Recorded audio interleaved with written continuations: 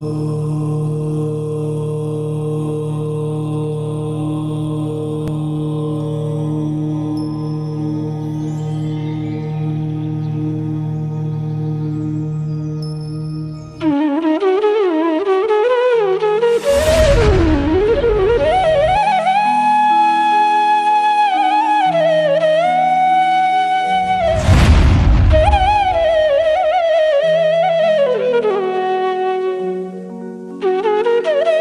नमः सिद्धेभ्यः। ओम नमः सिद्धेभ्यः। ओम नमः सिद्धेभ्यः। सिद्धं शुद्धं पनमिय जिनिंदवरनीमि चंदम कलंकम गुणरयन भूषनुदयम जीवसपरुवनम गोक्षम। बोलो देवादिदेव 1008 श्री श्रेयांसनाथ भगवान की जय। देवादिदेव 1008 श्री नेमिनाथ भगवान की जय। देवादिदेव 1008 श्री बाहुबली भगवान की जय। सिद्धांत चक्रवर्ती आचार्य श्री नेमिचंद्राचार्य महामुनिराज की जय। संत शिरोमणि आचार्य गुरुवर विद्यासागर जी महामुनिराज की जय। विद्याकुल शिरोमणि आचार्य श्री समय सागर जी महामुनिराज की जय। श्रमण शिरोमणि निर्यापक महाश्रमण मुनि पुंगव श्री सुधा सागर जी महामुनिराज की जय। समस्त मुनि संघ की जय। आइएगा, हम सभी जीव की जो अवगाहना होती है वह सूक्ष्म जीव से लेकर सबसे जो बड़ी अवगाहना होती है पंचेंद्रिय जीव की, उस अवगाहना के विषय में हम विगत कक्षा से चर्चा कर रहे हैं। देखिए, जो 64 अवगाहना का यंत्र हमने बनाया था, उस यंत्र को लगभग बहुत सारे लोगों ने याद किया और बहुत सारे लोग इस पर अभ्यास करके मतलब बहुत अच्छे से आगे बढ़ रहे हैं। देखिए, ये जो प्रथम कोटा है, इस प्रथम कोटे में जो पहला जीव है निगोदिया, वह वह कौन सा जीव है? वह सूक्ष्म निगोदिया अपर्याप्तक जीव। और जो इसमें जो 12वां कोठा है, 12वें कोटे में जो पंचेंद्रिय जीव है, यह पंचेंद्रिय जीव कौन सा है?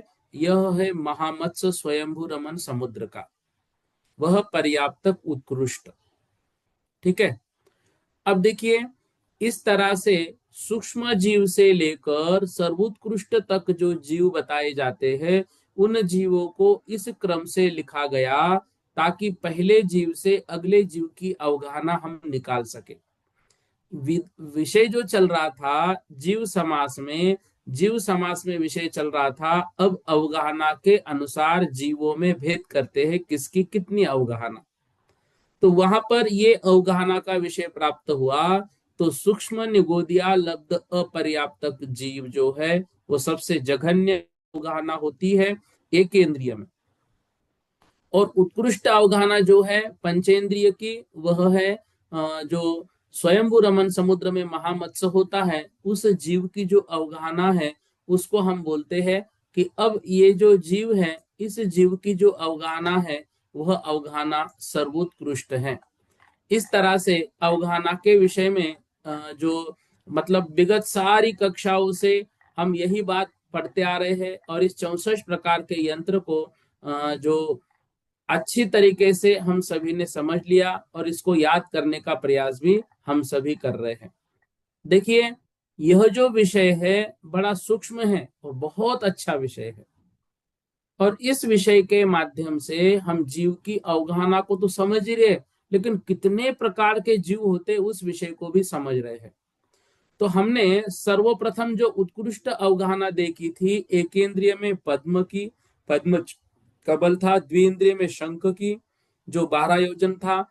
3 इंद्रिय में रक्त बिच्छू या चींटी की, जो 3 कोस की थी। 4 इंद्रिय में भ्रमर की, जो 1 योजन का था। और पंच इंद्रिय में महामत्स्य तिमिंगिल जो था, उसकी थी 1000 योजन, जिसको ये उत्कृष्ट अवगाहना के लिए उस तिमिंगल को ही हम स्वयंभू रमन का जो महामत्स्य वो कहते हैं। जघन्य अवगाहना जो थी, वह सूक्ष्म निगोदिया लब्ध पर्याप्तक जीव की, जो प्रथम कोठे में पहला स्थान है। कितनी थी उसकी? घनांगुल का असंख्यातवा भाग।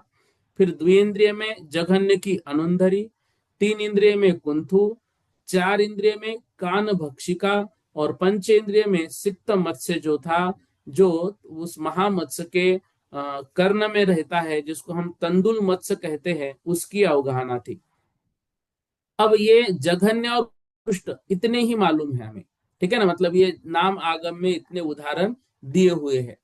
अब यहाँ पर 64 प्रकार के जो जीव दिए हैं, यह 64 प्रकार की अवगाहना है। ये 64 स्थान क्यों लिए? क्योंकि जो 16 प्रकार के जीवों को हमने बांटा था, पृथ्वी कायिक, जल कायिक, अग्नि कायिक, वायु कायिक, निगोद, ठीक है ना, फिर प्रत्येक प्रतिष्ठित, प्रत्येक अप्रतिष्ठित, इसके बाद दो इंद्रिय, तीन इंद्रिय, चार इंद्रिय और पंचेंद्रिय में। तो पृथ्वी कायिक, जल कायिक, अग्नि कायिक, वायु और एक निगोदिया, इन जीवों को हमने बांटा था सूक्ष्म और बादर में। तो ऐसे उनके 10 भेद हो गए। और ऊपर के फिर ये 6 भेद, प्रत्येक प्रतिष्ठित, अप्रत्येक, सॉरी, प्रत्येक प्रतिष्ठित और प्रत्येक अप्रतिष्ठित, तो ये 12 हो गए। इसके बाद दो इंद्रिय, तीन इंद्रिय, चार इंद्रिय और पांच इंद्रिय, ये चार 16। 16 पर्याप्तक के, 16 अपर्याप्तक के, तो कितने हो गए? 32। अब पर्याप्तक के जो 32 भेद है, उसमें पर्याप्तक जघन्य, पर्याप्तक उत्कृष्ट, इस तरह से ये इनके जो भेद है, इन भेदों को टोटल हमने 64 प्रकार से लेकर गए थे। तो ये सभी के भेद जो है कुल मिलाकर 64 प्रकार के जीव यहाँ पर होते हैं।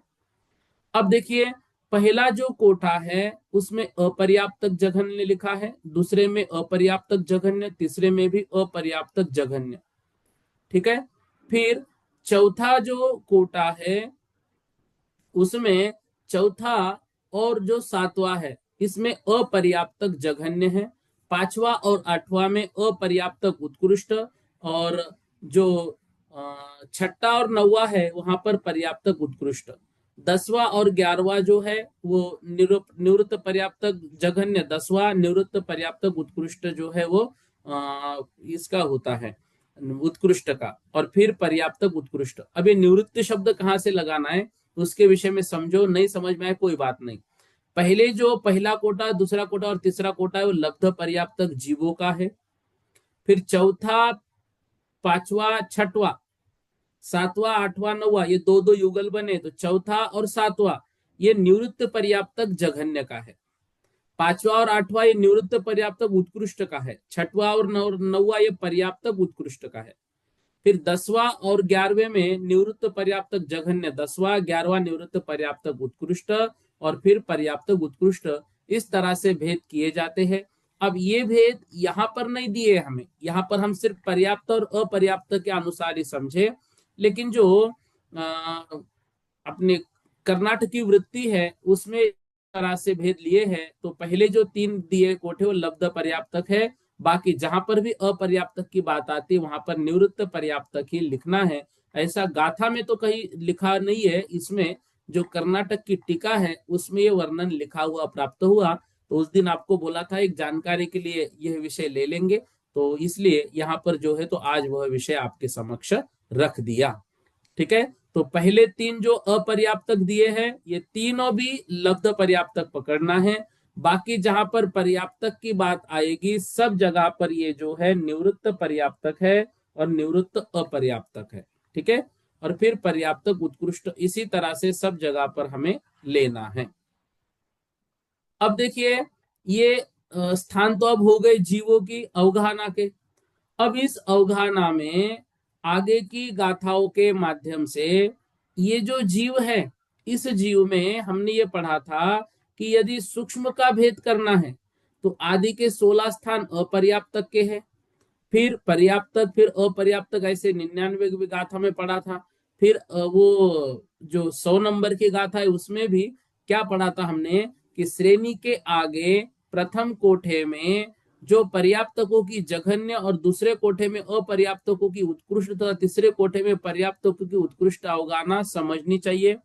द्विइंद्रिय पर्याप्त की जघन्य अवगाहना पर्यंत असंख्यात गुणाकार है, मतलब 52 जो नंबर का स्थान है ना यहाँ पर, ये 52 नंबर 3 इंद्रिय, इससे पूर्व ये द्विइंद्रिय जो है वो 51 का है। तो 1 नंबर से लेकर 51 नंबर तक इनकी जो आगे आगे वृद्धि है ये असंख्यात गुणित है। और 52 से लेकर 64 पर्यंत जो है ये संख्यात गुणित है। इस तरह से हमें यह विषय यहां पर समझना था। ठीक है। अब देखिए, जो 64 अवधारणा का यंत्र हमने बनाया है, तो ये यंत्र को और भी थोड़ा सा सूक्ष्मता के हिसाब से आगे की गाथाओं में समझाने वाले हैं। उससे पूर्व 101 और 102 नंबर की गाथा का हमने अर्थ देखा था कि जो सूक्ष्म और बादरों का गुणाकार स्वस्थान में क्रम से आवली और पल्ले का असंख्यातवा भाग है। स्वस्थान में मतलब जो उनका एक एक कोठा बना है उसमें। तो यदि पहले वाले जीव की अवगाहना मतलब आगे वाले जीव की अवगाहना हमको पूछी गई, तो पिछले वाले जीव की अवगाहना को अवली के असंख्यातवें भाग से जब हम गुणित करेंगे तो वह अगले जीव की अवगाहना मिलेगी। और बादरों का विषय जहां पर आएगा, तो पहले वाले जीव की अवगाहना को पल्ले के असंख्यातवें भाग से जब हम गुणित करेंगे, तो बादरों का वहां पर हमको क्या मिलेगा, अगले जीव की अवगाहना हमको वहां पर प्राप्त होगी। ठीक है। और नीचे जो श्रेणीगत दिए हैं, पांचवा, छठवा, फिर इधर ऊपर सातवें के बाद आठवां और नौवा, ये जो स्थान है ना, पांचवा, आठवां, छठवा और नौवा, इन स्थानों में सूक्ष्म और बादरों का गुणाकार स्वस्थान में क्रम से आवली और पल्ले का असंख्यातवा भाग, और श्रेणीगत 22 स्थान में अपने अपने एक प्रतिभाग जो है वो अधिक उसमें करना है, एक प्रतिभाग उसमें मिलाना है। इस तरह से एक सामान्य रूप से वर्णन कल तक की कक्षा में हमारा हो गया था। अब देखो, यहाँ पर दे रहे सूक्ष्म जीव की अवगाहना निकालने के लिए पूर्व की अवगाहना को अवली के असंख्यात से गुना करेंगे। बादर जीव की अवगाहना निकालने के लिए पूर्व की अवगाहना को पल्य के असंख्यात से गुणाकार करेंगे। इस तरह से, और जहां पर अधिक क्रम है वहां पूर्व की अवगाहना को अवली के असंख्यात का भाग देंगे। जो एक भाग आएगा उसी को पूर्व की अवगाहना में जोड़ देंगे, तो अगले जीव की अवगाहना वहां पर हमको प्राप्त होगी। इस तरह से यह सारा विषय हमको जो है अभी तक हमने समझा। अब जो है अगली गाथाओं को हमें समझना है, उससे पूर्व देखते हैं। हाँ, नेमी चंद्र जी भैया बोलिए। भैया जी जय जिनेन्द्र। जय ये जिनेन्द्र। जो ये जो गुणाकार का अभी बताया, स्वास्थान में सूक्ष्म से सूक्ष्म आंवली और बादर से बादर स्वास्थान में पल्ल का असंख्यात भाग। हम्म। अब बादर से सूक्ष्म में भैया जी। हाँ देखो, जहां पर बादर से सूक्ष्म है या सूक्ष्म से बादर है, वहां पे हाँ हमको क्या करना है, उसके लिए कल एक विषय आपको बताया था, देखिए स्क्रीन पर। सूक्ष्म जी से सूक्ष्म है आवली का असंख्यातवा भाग। ठीक है। सूक्ष्म से जब सूक्ष्म का करेंगे तो आवली का असंख्यातवा भाग, और बादर जी से बादर का करेंगे तो पल्ले का असंख्यातवा भाग। ठीक है। ठीक। हाँ जो है, जब मान लो बादर से सूक्ष्म का करना है या सूक्ष्म से बादर का करना है, तो जी हमें यह देखना है कि पहले स्थान पर कौन सा है। तो पहले स्थान पर जो होगा उसका नियम किसके साथ लागू होता है वह हमें याद करना है। इसके लिए आपको एक आसान ट्रिक बता रहा हूं, जो स्क्रीन पर है, इसको थोड़ा छोड़ दो, वहां पर एक शब्द गलत हुआ अभी मैंने देखा है, उसको जी आप याद मत करो। अभी क्या करना है, बादर से सूक्ष्म का करना है और सूक्ष्म जी का बादर से करना है। तो जहां जी पर पहला शब्द आएगा बादर, वहां पर आपको क्या करना है, अगला शब्द कौन सा है वो ध्यान रखना है। अगला सूक्ष्म है तो सूक्ष्म के निकालने के लिए फिर वही आवली का लगाना है। अगला शब्द बादर है तो आपको वहां पर पल्ले लगाना है। पहले शब्द पे ध्यान न देते हुए दूसरे शब्द पे ध्यान देना है, और उसकी अवगाहना जिसके साथ बोली हुई है उसके साथ हमें जो है उसका गुणाकार करना है। ठीक है भैया। ठीक है भैया जी। देखो, फिर से समझो, इस विषय को याद करना है। सूक्ष्म जीव से सूक्ष्म जीव की अवगाहना आवली के असंख्यात विभाग से करेंगे। जी बादर जीव की सूक्ष्म जीव से अवगाहना करनी है, तो अब हम किसको ध्यान देंगे, मैंने अभी बोला पहले जीव को हमें छोड़ देना है, किसके साथ सूक्ष्म करनी है, सूक्ष्म की, तो फिर उसको अवली के असंख्यात भाग दीजिए। सूक्ष्म जीव की बादर जीव के साथ अवगाहना करनी है, तो क्या करना है, पहला शब्द हमें छोड़ देना है, सूक्ष्म शब्द। बादर है, बादर की किससे निकालते हैं हम, पल्ले की असंख्यात से। तो बादर की बादर से पल्ले की असंख्यात से, सूक्ष्म की बादर की भी पल्ले की असंख्यात से। सूक्ष्म की ठीक। सूक्ष्म से अवगाहना निकालेंगे अवली के असंख्यात से, और बादर की सूक्ष्म से निकालेंगे तो भी अवली की असंख्यात से। विषय मेरे ख्याल से अब क्लियर हुआ होगा। हाँ हाँ भैया जी। हाँ, अगर आप इसको पेंसिल से लिख के रखो ना थोड़ा सा, तो बाद में इसमें कंफ्यूज नहीं होंगे आप। हाँ एक लिख बार, लिया एक्चुअली। ये जो आपकी टेबल थी ना, ये गुणाकार वाली, इसी से कंफ्यूजन हो रहा था। हाँ हाँ हाँ, ये गलत हुए इसमें, वो शब्द ही गलत, वो नीचे ऊपर हो गए बस दो, लेकिन उससे सारा टेबल गड़बड़ हो गई। ठीक है। आप जी मुझे भैया। ये उसकी प्रिंट निकालिए तो लिख लो, नहीं तो सभी से मेरा निवेदन है उसमें लिख के रखो, सूक्ष्म जीव से सूक्ष्म जीव की अवगाहना अवली के असंख्यात विभाग से, और उसी के नीचे लिखो बादर जीव से सूक्ष्म जीव की अवगाहना भी अवली के अच्छा। असंख्यात विभाग से। ठीक है। फिर जी नीचे भैया जी। लिखो बादर जीव की बादर जीव से अवगाहना जो है वो पल्ले के असंख्यात विभाग से, और सूक्ष्म जीव से बादर जीव की जो अवगाहना है वह भी पल्ले की असंख्यात विभाग से। जी ठीक है। भैया जी। ठीक है भैया जी। ये इस तरह से लिखिएगा। हाँ, अनिता दीदी जी बोलिए। जय जिनेन्द्र भैया जी, भैया जी इसको एक एग्जांपल से समझा दीजिए ना। हाँ, अभी अभी एग्जाम्पल ही आ रहे हैं, अभी सारी संख्या ही आएंगे आगे। वही, अभी यहाँ तक का विषय क्लियर हो गया। इसी इसी विषय को एक बार एक एग्जांपल लेके बता दीजिए, इसी विषय को, ये जो सूक्ष्म और बादर का जो कंफ्यूजन चल रहा है ना, आगे पीछे का, वो एकदम एग्जैक्टली अगर कैलकुलेशन के हिसाब से समझ में नहीं आ रहा है। देखो, अभी पहले जो कोठे में जीव है वो दोनों सूक्ष्म है, मतलब पहले हाँ। कोठे में सारे के सारे जीव सूक्ष्म हैं, और ठीक है। दूसरे कोठे में सारे के सारे जीव कैसे हैं? बादर है। पादर है। अब हाँ। पहले कोठे में स्वस्थान में है, तो स्वस्थान में आवली के असंख्यात से भाग दीजिए। अब हाँ। क्या करना है हमें? बादर जीव जो है, उस बादर जीव दूसरे कोठे में है, उस बादर जीव की अवगाहना हमको प्राप्त करनी है। अब वो किससे प्राप्त करनी है? सूक्ष्म जीव से प्राप्त करनी है। तो दूसरे कोठे की अवगाहना जब पहले कोठे से प्राप्त करनी, मतलब दूसरे कोठे में पहले स्थान पर जो जीव है वो बादर जीव है। क्लियर हुआ?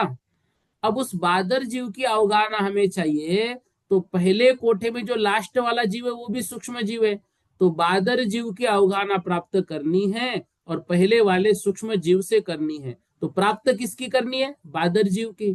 तो इसलिए इसको पल्ले के असंख्यात से गुना करना है। क्लियर हो गया? अब ये तो बोलो। इसमें तो अवली का संख्या भाग से गुणा होगा ना। नहीं, देखो, बादर जीव की बादर जीव से पल्ले के असंख्यात है, और अब बादर जीव की हमको प्राप्त करनी है ना, किससे करनी है? सूक्ष्म जीव से। तो हाँ। जिसकी हमें प्राप्त करनी है उसका हमें नियम याद रखना है। हमने क्या बोला बादर। था? सूक्ष्म जीव से बादर जीव की अवगाहना निकालनी है, तो सूक्ष्म जीव से पहले शब्द लिया उसको हटा दो, प्राप्त किसकी करनी है? बादर जीव की, उसको पकड़ो। तो बादर जीव की हमें प्राप्त करनी, तो पल्ले का असंख्यात भाग होगी। अभी भी लिख लो इसको, देखो लिखे बगैर नहीं होगा। हाँ, इसको आप लिखवा सूक्ष्म दीजिए धीरे जीव, धीरे थोड़ा सा। सुनो मेरी बात, सूक्ष्म जीव से सूक्ष्म जीव की अवगाहना प्राप्त किसकी करनी है? सूक्ष्म जीव की। किसकी प्राप्त करनी है वो सामने टारगेट रखो, सूक्ष्म जीव की प्राप्त करनी है, तो अवली के असंख्यात विभाग से। क्लियर हो गया? जी। अब हमें प्राप्त करनी है बादर जीव से सूक्ष्म जीव की। टारगेट क्या है यहां पर भी? सूक्ष्म जीव। तो ये भी अवली के असंख्यात भाग आएगा। बात समझ में आई? जी भैया जी। किसकी प्राप्त करनी है वो टारगेट रखो। यदि सूक्ष्म जीव की प्राप्त करनी है, तो सूक्ष्म जीव की प्राप्त करने के लिए अवली के असंख्यात भाग से गुना करना पड़ेगा। किसकी ठीक है। प्राप्त करनी है? बादर जीव की प्राप्त करनी है, तो उसको पल्ले का असंख्यात भाग से गुना करना पड़ेगा।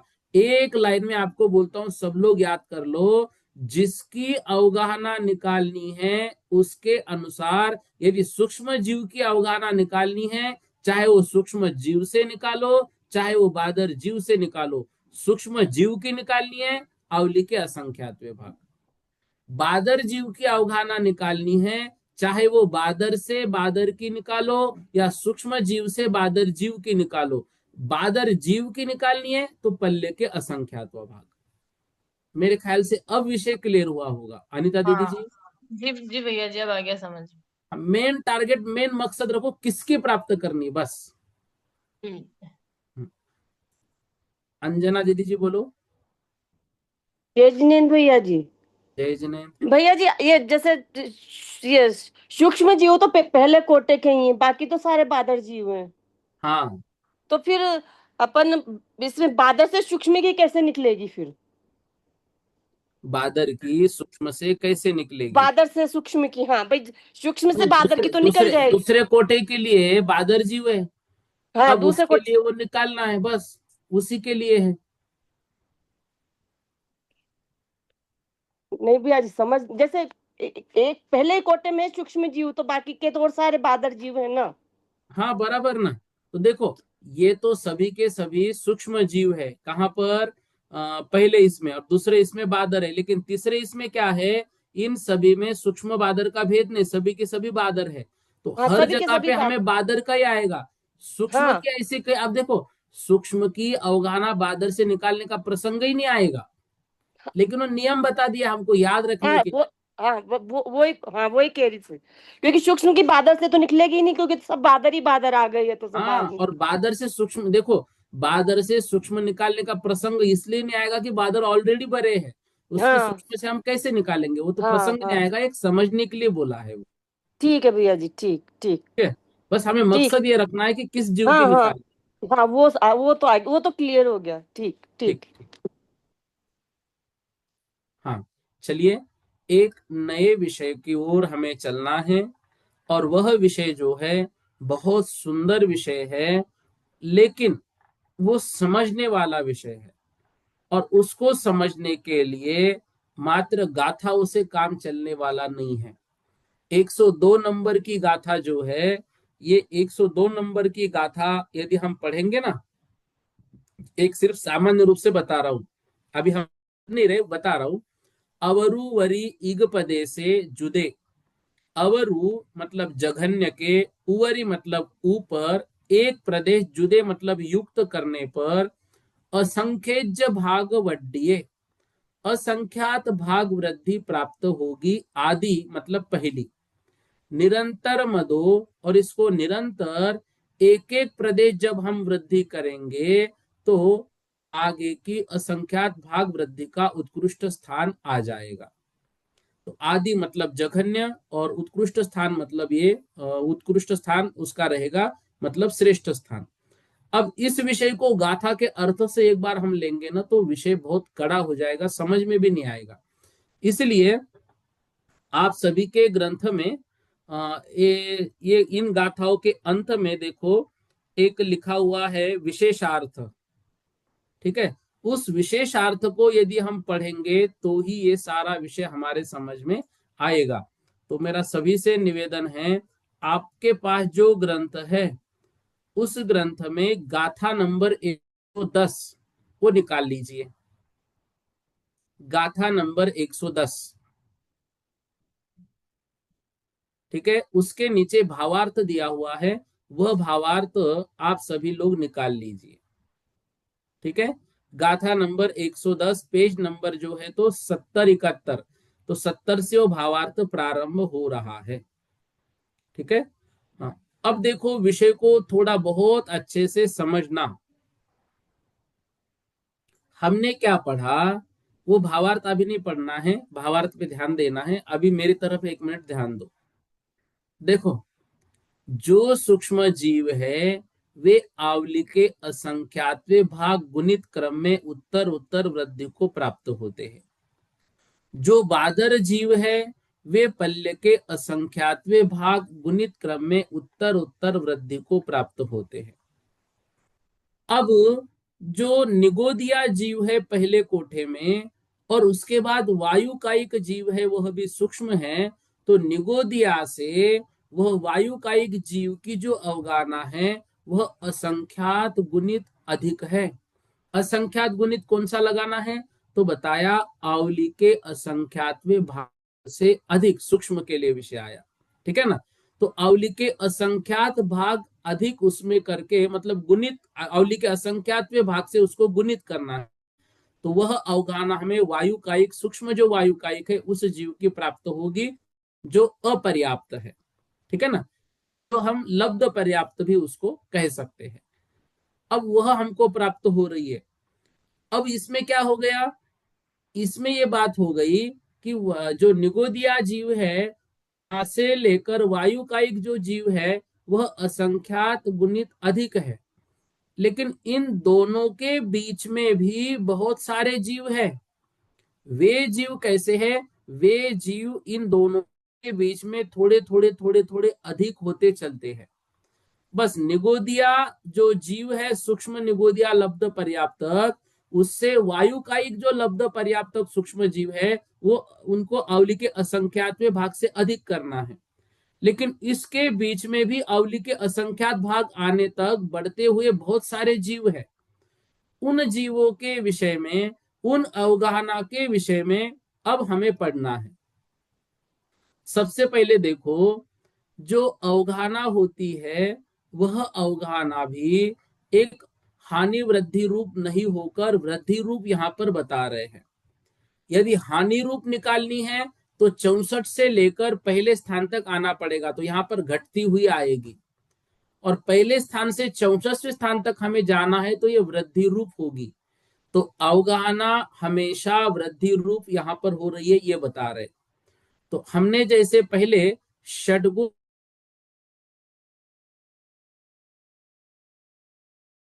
असंख्यात भाग वृद्धि, संख्यात भाग वृद्धि, असंख्यात गुण वृद्धि, संख्यात गुण वृद्धि, अनंत गुण वृद्धि और अनंत भाग वृद्धि, ऐसे ये 6 प्रकार के जो है उसको षटगुण हानि वृद्धि हम कहते हैं। लेकिन ये जो अवगाहना बढ़ती है, यह अवगाहना मात्र संख्यात असंख्यात भाग वृद्धि या गुण वृद्धि से बढ़ेगी। क्यों? क्योंकि अवगाहना कभी भी अनंत गुनी किसी जीव की होती ही नहीं है, वो तो असंख्यात ही है। तो अवगाहना में षटगुण हानि वृद्धि नहीं होकर उसमें से अनंत के अनंत भाग वृद्धि और अनंत गुण वृद्धि कट जाएंगे। ठीक है ना। तो यहां पर क्या हो जाएगा, अनंत गुण वृद्धि नहीं लेते क्योंकि अवगाहना जो है वो अनंत गुण वृद्धि में नहीं होती है। इसलिए यहां पर 4 स्थान होते हैं। तो अवगाहना जो है वो 4 गुण वृद्धि रूप होती है। अब ये जो हानि वृद्धि होती है, 6 हानि के स्थान माने जाते, 6 वृद्धि के स्थान माने जाते हैं। तो ऐसे टोटल 12 स्थान होते हैं। ठीक है ना। असंख्यात भाग वृद्धि, असंख्यात भाग हानि, संख्यात भाग वृद्धि, संख्यात भाग हानि, संख्यात गुण वृद्धि, संख्यात गुण हानि, असंख्यात गुण वृद्धि, असंख्यात गुण हानि, अनंत भाग वृद्धि, अनंत भाग हानि, फिर अनंत गुण वृद्धि, अनंत गुण हानि। ऐसे ये टोटल कितने भाग होते हैं? 6 और 6 12, 12 स्थान होते हैं। तो वो हानि वृद्धि जो है वह 12 स्थान रूप होती है। लेकिन अवगाहना जो होती है, अवगाहना मात्र वृद्धि रूप होती है, हानि रूप नहीं, मतलब बढ़ती चलती है। तो इसलिए यहां पर ये जो है षटगुण हानि वृद्धि ना लेकर मात्र चतुस्थान वृद्धि यहां पर हमें लेना है। वो चतुस्थान कौन से होंगे? असंख्यात भाग वृद्धि, संख्यात भाग वृद्धि, संख्यात गुण वृद्धि और असंख्यात गुण वृद्धि। इस तरह से इन चारों स्थानों में ही ये वृद्धि होती रहेगी। इन 4 के जघन्य वृद्धि और उत्कृष्ट वृद्धि ऐसे 8 स्थान बनेंगे। इन्हीं 4 के 8 स्थान हम बनाना सीखेंगे, बस सुन लो अभी। परंतु असंख्यात भाग वृद्धि से संख्यात भाग वृद्धि के बीच में भी कुछ वृद्धि होती रहती है। अब वो वृद्धि कह नहीं सकते कैसी होती, तो उसको अवक्तव्य नाम दिया है। अब इसके भी अवक्तव्य की जघन्य और उत्कृष्ट की अपेक्षा से 2 स्थान होते हैं। ऐसे हर एक 2 के बीच में 2 अवक्तव्य स्थान होते हैं। तो 8 और ये 6 ऐसे स्थान बनते अवक्तव्य होते। 14 स्थान जो है यह वृद्धि के होते हैं। अब कल गोविंद भैया ने बोला था कि जो नया विषय है थोड़ा सा उसकी व्याख्या करते चलिए। देखिए, संख्यात शब्द आया, असंख्यात शब्द आया, अनंत शब्द आया। संख्यात उसे कहते हैं जिसे हम गिन सकते हैं, असंख्यात उसे कहते जिसे हम गिन नहीं सकते पर उसका अंत कहीं ना कहीं होता है, उसको कहते असंख्यात। गिन नहीं सकते हैं लेकिन उसका अंत होता है। अनंत उसे कहते हैं जिसका अंत नहीं होता है। ठीक है, तो जो अवगाहना हमने देखी, अवगाहना जो है वह हानि वृद्धि न होकर सिर्फ वृद्धि रूप होती है। अब देखिए यहां पर ये जो स्क्रीन पर आपको बताया जा रहा है, हाँ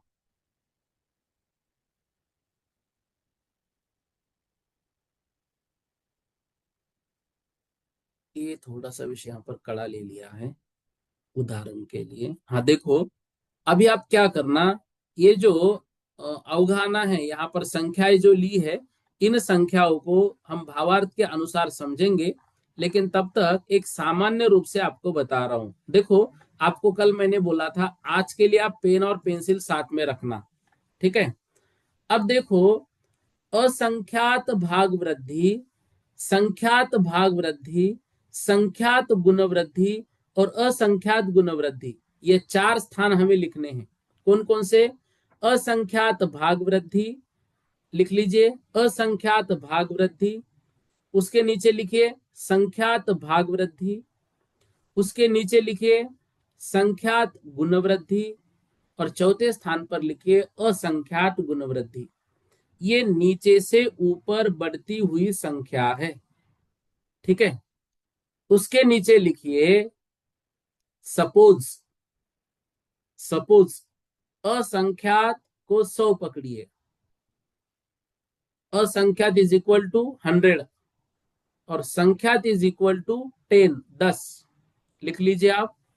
भैया जी एक बार अस, रिपीट कर दीजिए वापस हाँ मैं जो। फिर से बोल रहा हूं, लिखिए असंख्यात भाग वृद्धि पहला स्थान, दूसरा स्थान संख्यात भाग वृद्धि, तीसरा स्थान संख्यात गुण वृद्धि, चौथा स्थान असंख्यात वृद्धि। देखो ये चार्ट में है लिखा हुआ नीचे, लेकिन मैं आपके सामने जानबूझ के नहीं ला रहा हूं ताकि आप इसको करके पेज पर करेंगे ना बहुत आसानी से हो जाएगा। उसके नीचे लिखिए सपोज, सपोज असंख्यात इज इक्वल टू 100, एक बार फिर से बताइए। असंख्यात इज इक्वल टू 100, सपोज असंख्यात इज इक्वल टू 100 और उसके आगे कॉमा करके लिखो संख्यात इज इक्वल टू 10, 10 लिख लिया। हाँ, अब देखो पहला स्थान हमने लिखा है असंख्यात भाग वृद्धि, असंख्यात भाग वृद्धि मतलब किसी वस्तु के, अभी लिखना मत, मैं जो बोलूंगा वही लिखना, अभी लिखना मत, उदाहरण के लिए समझना। मतलब असंख्यात भाग वृद्धि मतलब वो जो संख्या है असंख्यात, संख्या कौन सी? वो असंख्यात। असंख्यात भाग वृद्धि मतलब उस असंख्यात को असंख्यात से ही भाग लगाना पड़ेगा। क्यों? क्योंकि उसका उतना भाग हमें निकालना है। जैसे परसेंटेज जब हम निकालते हैं तो 100% है, तो 100 के हमें 100 का एक भाग लगाना है, तो किससे लगाना पड़ेगा? जब 100 के परसेंटेज निकाले तो 100 का 100 से भाग लगाना पड़ेगा। तो असंख्यात हमने कितना पकड़ा है? असंख्यात हमने पकड़ा है कितना? असंख्यात 100। Is equal to 100। 100। तो 100 को 100 से भाग लगाइए, 100 divided by 100 is equal 1। To 1 लिख लीजिए। 100 डिवाइडेड 100 इज इक्वल टू 1 हो गया। जी। इसमें अब आगे 3 डॉट देते ना, इसलिए तो 3 डॉट दीजिए, इसलिए कि 100 + 1, अब असंख्यात भाग वृद्धि करनी है तो असंख्यात भाग 100, अब 100 को हमने 100 से भाग दिया, उत्तर आया 1 और असंख्यात हमारा 100 था उसमें एक मिला दीजिए, तो 101, 101 ये क्या हो गया? असंख्यात भाग वृद्धि। मतलब हमने 100 रुपए की कोई वस्तु खरीदी थी कल, आज उसकी कीमत हो गई है 101 रुपया। तो आज वो कितने परसेंटेज बढ़ी? 1 रुपया ज्यादा मिला। 1 रुपया ज्यादा मिला तो 100 में खरीदी थी, तो अब 1 रुपया कितना एक फायदा हमारा हुआ? तो हम क्या करेंगे उसके लिए? 100 को 100 से भाग देंगे, एक आया, तो मतलब सिर्फ 1% वह वृद्धि हो गई। तो अभी हमने कितने पैसे कमाए? 1 रुपया मुनाफा उसमें कमाया। तो 101 जो है ये असंख्यात भाग वृद्धि। मतलब कल जो वस्तु हमने खरीदी थी, आज उसकी कीमत 101 रुपए हो गई, जिसकी कल 100 रुपए थी, तो आज उसमें असंख्यात भाग वृद्धि हो गई। इतना विषय क्लियर हुआ? नहीं भैया जी, क्लियर नहीं हुआ अभी। देखो, भैया जी एक समझ सौ में नहीं आया। एक वस्तु 100 रुपए की कल हमने खरीदी थी, आज वह वस्तु 101 रुपए में हमने बेच दी। अब 101 रुपए में जब वो वस्तु बेच दी हमने, तो हमें मुनाफा कितना हुआ? तो 1 रुपया मुनाफा हुआ ना। 1 रुपया हमने जो कमाया, वो 1 रुपया 100 का कितना भाग है? 100वां भाग है, बराबर। 1 रुपया 100 का मतलब 100वां भाग है। तो असंख्यात हमने 100 पकड़े थे। अब 100 में हमने 1 रुपया कमाया, तो असंख्यातवा भाग कितना आएगा? एक।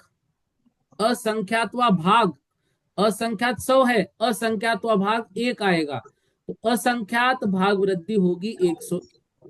अभी इतना लिख लो, फिर आपको समझ में आएगा। भैया जी कैसे लिखना है समझ में नहीं आया, थोड़ा सा दोबारा बोल दीजिए भैया जी। कोई बात नहीं, देखो मैं इस स्क्रीन पर लिख देता हूं, आप उससे एक बार समझ लीजिए। 1 सेकंड रुकिए। ये जो है, भैया जी जो आप स्क्रीन पे लिख रहे हैं ना, वो बाद में ग्रुप में भी शेयर कर देंगे ना? हाँ एक बार देखो, असंख्यात भाग वृद्धि लिखा है मैंने, स्क्रीन दिख रही है आपको? हाँ दिख रही है भैया जी। इसमें जहां पे 960 लिखा है ना, वहां पे आप 100 लिखिए, बस 960 मत लिखना अभी। ठीक है, असंख्यात भाग वृद्धि 100, 960 की जगह पे 100 आएगा हमारा। तो 100 को डिवाइडर 100 से कर लीजिए, हमने असंख्यात 100 पकड़ा है। इज इक्वल टू कितना आएगा? एक। एक। फिर आएगा इधर 100 में प्लस एक, आगे वो संख्या हो जाएगी 101। ठीक है, जी भैया जी। तो असंख्यात भाग वृद्धि होगी 101। कितना विषय क्लियर हुआ? जी भैया जी हाँ। हाँ, असंख्यात भाग वृद्धि वहां पर हो गई। अब जो है असंख्यात भाग वृद्धि, ये जो स्थान हमने प्राप्त किया ना, ये असंख्यात भाग वृद्धि हमारा क्या आ गया? 101। अब इससे आगे हमको चलना है संख्यात भाग वृद्धि।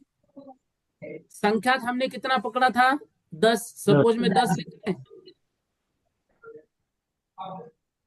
सपोज में 10 पकड़ा है। अब 100 को 10 से डिवाइड कर लीजिए, 100 को 10 से डिवाइड कर लीजिए, कितना उत्तर आएगा? 10। अब 100 में 10 मिला लीजिए, कितना उत्तर आएगा? 110। तो संख्यात भाग वृद्धि 110। जब वो 100 रुपए की वस्तु 101 रुपए में बिकी, तो असंख्यात भाग वृद्धि हुई। जब वही 100 रुपए की वस्तु 110 रुपए में बिकी, तो वह संख्यात भाग वृद्धि, कुछ संख्यात क्रम से वो बढ़ी। 1 रुपया बढ़ना मतलब उसका एक भाग है, 100 रुपए का एक भाग है, लेकिन 10 रुपए बढ़ गए तो वह संख्यात भाग वृद्धि हो गई उसमें। ये सिर्फ अभी उदाहरण के लिए समझना। अब जो है तीसरे क्रम पे हमने लिखा है संख्यात गुण वृद्धि। संख्यात गुण वृद्धि मतलब अब इसमें गुणित करना है। तो संख्यात हमने 10 पकड़ा है, और असंख्यात हमने कितना पकड़ा था? 100। 100 को 10 से गुणित कीजिए, कितना होगा? 1000। 1000 में फिर वो 100 मिला लीजिए, 1000 में वो 100 मिला लीजिए, 1100। तो संख्यात गुणवृद्धि की रकम कितनी आएगी? 1100। जो वस्तु 100 में खरीदी थी 101 में बिकी, असंख्यात भाग वृद्धि 101। 110 में बिकी, संख्यात भाग वृद्धि हुई 110। अब जब वो 1100 में बिक रही है तो अब ये क्या हो गई? संख्यात गुणवृद्धि हो गई। हमारी वो पैसे 100 रुपए के सीधा 1100 मिले हमें, वो संख्यात वृद्धि हो गई। ठीक है। ये कैसे आया भैया? 1000 भैया जी, 1000 रुपये कैसे आया? 1000 क्या? संख्यात गुण वृद्धि में 1000 कैसे आया? संख्यात गुणवृद्धि में 100 को हमने संख्यात 10 लिया है, तो 100 को 10 से गुणित कर लिया, जी भैया जी 1000 आया। फिर उसमें 100 मिला दिए। अभी आज सिर्फ सुन लो, कल इसको मैं स्क्रीन पर लेता हूँ आप, ठीक है? असंख्यात को संख्यात से गुणा किया है अभी आपने। हाँ, संख्यात गुणवृद्धि हो रही है ना, तो हमारी जो मूल रकम है वो 100 है और असंख्यात भी 100 है।